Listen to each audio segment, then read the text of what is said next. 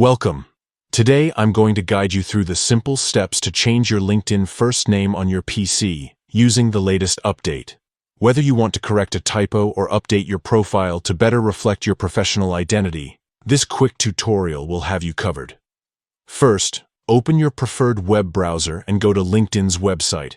Once you're logged in, look to the top right corner of the page and click on the Me icon. This is where you access your personal menu and settings. Next, from the drop-down menu, select Settings. This will take you to your account preferences where you can manage various aspects of your LinkedIn profile. Within the Settings page, find and click on Account Preferences. Here, you'll see different options related to your profile and account management. Look for the section labeled Name, Location, and Industry, and click on it.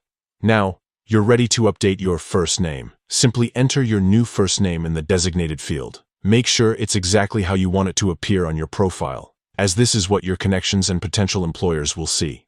After entering your new first name, don't forget to click the Save button to apply the changes.